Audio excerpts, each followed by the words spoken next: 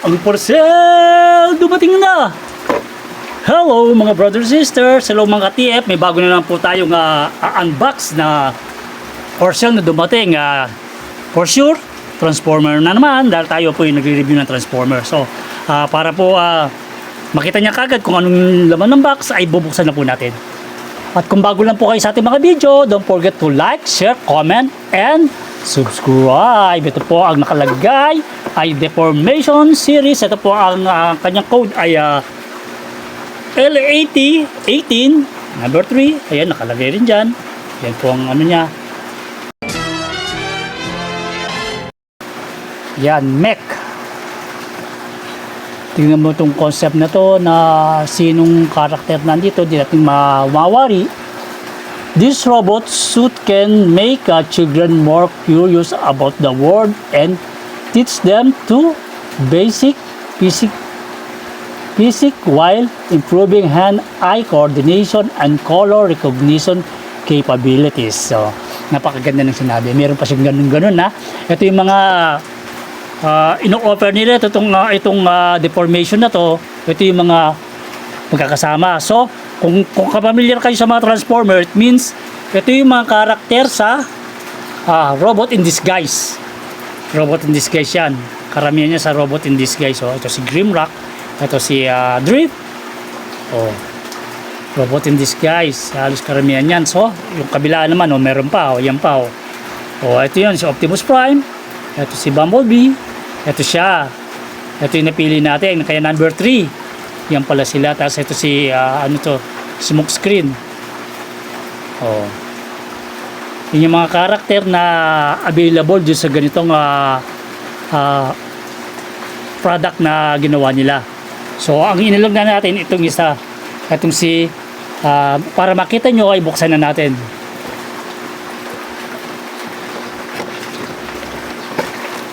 Ay, open. Ito, matagal ko nang gusto magkaroon ng ganitong karakter na, na transformer.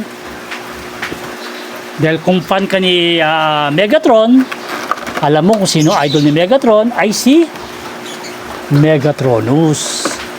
Kaya lang sa ibang mga halos hindi tayo makachempo ng mga karakter na Megatronus. Ito, ganoon natin itong, tingnan mo, Ratchet yung niya. Yun. Yan si Megatronus. The Transformers will return after these messages. Siyempre, pag kami Megatron ka, kailangan magkaroon ka rin ng Megatronus na karakter para, kumbaga, sa playability at saka sa may, kumbaga, kung masasabi mo kung saan humuhugot, saan ba humuhugot si Megatron? Kay Megatronus. Kasi idol niya yan eh. Kaya kung titignan niyo yan, paikutin natin para makita niyo lahat ng kanyang detail. Ganyan ang mga concept ng ng robot in disguise. Although marami silang mga hall na na spaces, kasi diyan magtatago yung kanilang mga parts pagka nagta-transform sila.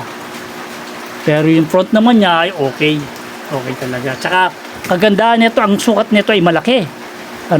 Nasa Voyager size to. Mostly yung mga original niya nasa deluxe size lang. Kaya ako kumuha nito para mai incorporate natin siya sa mga Megatron na meron tayo. Na hindi lumalayo yung kanyang masasabi natin na height difference. Mamaya papakita ko sa inyo yung sinasabi ko. So, pakita natin ng close-up para makita nyo yung kanyang details. Ayan ang kanyang head. Si Megatronus, kung titignan mo, ay yung logo ng Megatron, na logo ng Decepticons, ay galing doon sa mukha ni Megatronus. Nakakatuwa na makakita ulit tayo ng mga toys na gawa ng Wei-Jiang. Yan yung ganyan na logo ay logo po ng Wei-Jiang yan. Na for sure ito ay diecast. Na pagka gumawa ang Wei-Jiang at ang Baiwei ay may mga diecast yan. So ngayon yung details ang nagiging nagiging tank to, pero sa susunod po ang gagawin natin ng pagka-transform dito. Puro ano lang po tayo, unboxing and articulation. So, sa articulation, ang kanyang head ay ball joint, may ikot, nakakayuko siya ng nakakayuko ng konti, nakakatungo ng konti. So ang kanyang yan, tingnan mo, ratchet siya, naiikot natin yung kanyang braso, at ito yung ratchet. Yan, ratchet, naririnig yung clicking niya, napaka lutong. Tapos dito, mushroom peg, na-twist natin dito ang kanyang elbow, ganyan. Sa kanyang kamay, ganyan lang, kasi through to transformation yung tinatawag ko, kaya may mga hole sila ng ganyan para maitago yung kanilang mga parts. Ganyan yung mga karamihan sa mga robot in disguise na mga toys ay ganyan.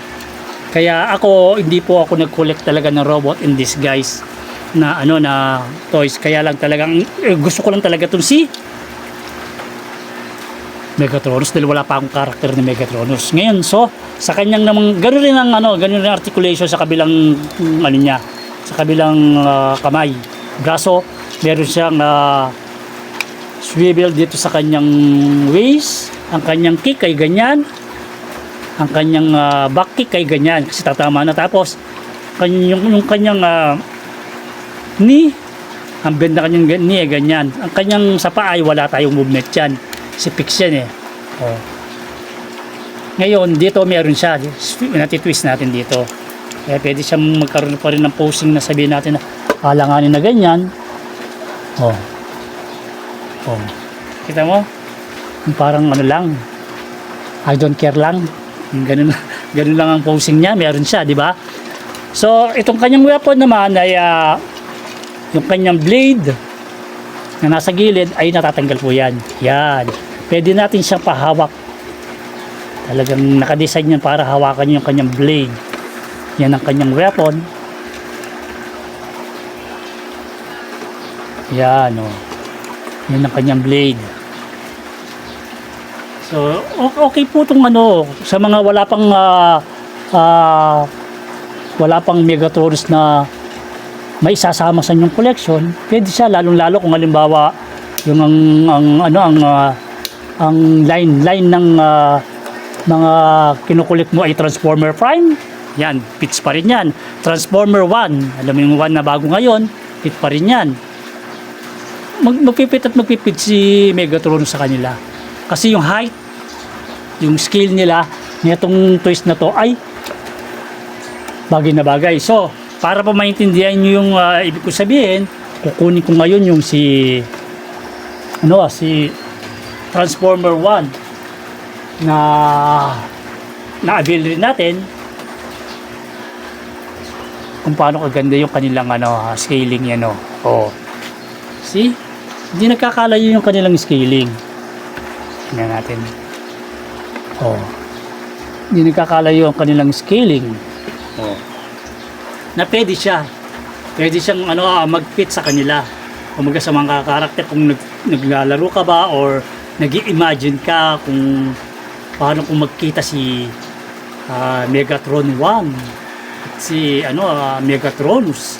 Kasi yung Megatronus na 1 ay mahirap makatsyempo nun at saka magkaroon man nun, hindi naman sila ganun ka-scale nito, kasi mga scale nito mga Voyager size to. Karamihan ng mga lumabas dun sa Transformer 1 na originally mga deluxe. So kung naghahanap ka ng mga Voyager size, ito yung mga Voyager size. So ayan, nakita nyo ngayon kung ano yung looks nila pagka magkakasama. So ito pa rin yung masasabi natin na isang counterpart nila kung isasama natin to. Paano sila umabot sa ayan